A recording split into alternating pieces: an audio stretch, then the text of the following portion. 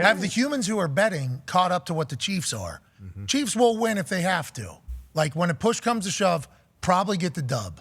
But they're getting bored. They will fuck around. Yeah. You know what I mean? They will have a good time. They'll miss a couple 2-foot putts. Super Bowl hangover is a real thing. Yeah, we got a short off season. We've been having fun. The Coors Light Bear, obviously, doing its thing.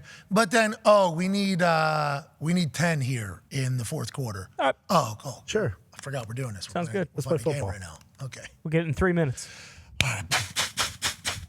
Bang. All right. Need a stop, Deke, huh? Can we? Chris Jones.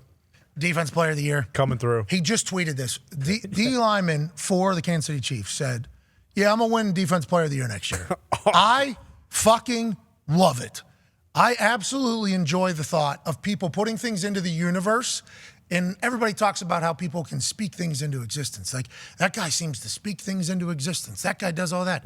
Well, normally, whenever you put something out into the public, you feel a sort of pressure to get it accomplished, because if you don't, then obviously everybody's going to say, this guy's full of shit. Everything he says is a lie. So Chris Jones just out of I am loving this right now. That's my response. Chris Jones goes, I'm going to let people know these are my expectations. And then every single day now, he is going to have to feel an added pressure of the world and the public going, this guy's full of shit. I love it. I appreciate it. Hell of a football player. Now, with that being said, there's a lot of dogs on the defensive side of football. Ton. A lot of them.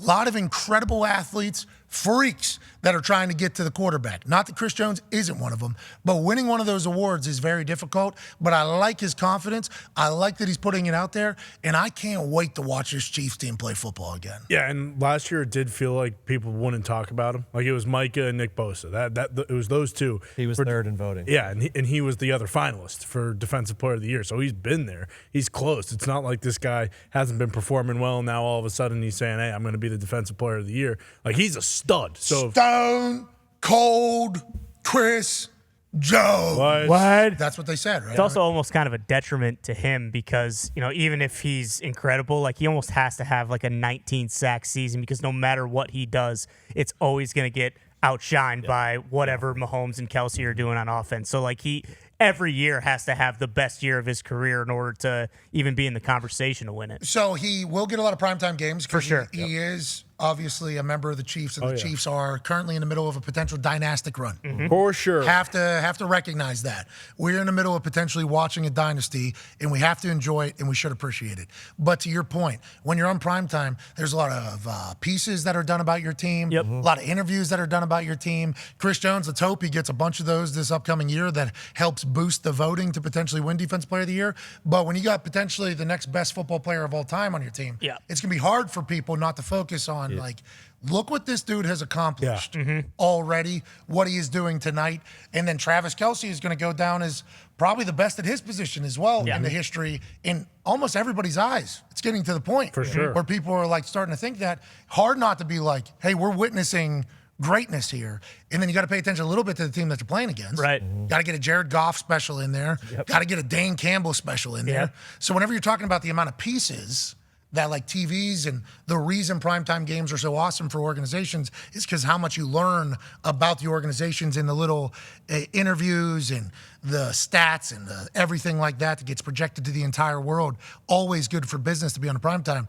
But you're right. He has to be like normally fifth fiddle for every single one if he has the best year of his life. If he plays worse than he did last year, I mean, there's not even a thought of like, hey, we're going to put this guy over, because we are currently watching maybe Mount Rushmore football player when it's all said and done, and Mount Rushmore tight end of all time whenever it's done. And we're in an offensive points-driven world. That is a fascinating little wrinkle to the whole thing. Yeah, because it's almost like if he gets like 2.5 sacks in a game, but Mahomes throws for 350 yards and 4 touchdowns, like what he does will be a footnote. Like it'll be mentioned, sure, but like, you got an interior D lineman getting 2.5 sacks in a game. Like, that's a fucking incredible game. But also, fourth quarter, this dude threw for 3 touchdowns. Yeah, exactly. His QBR was 126.1 in the fourth quarter. Look at this no-look pass. And it's hard not to get. Exactly. How about when he balanced on one fucking hand? You remember when he was running completely sideways, balances on one hand, reaches out for the touch? Hard not to talk about that. Exactly. Hour and a half, 2 hours by all of us. Hey, Chris, we want to let you know, we're going to talk about you. Yeah, we love you, Chris. We'll cover it. And Andy Reid. Like Andy Reid, everyone loves. So even though he's not playing, he's almost below Kelsey and Mahomes before they get to Christian. Well, it's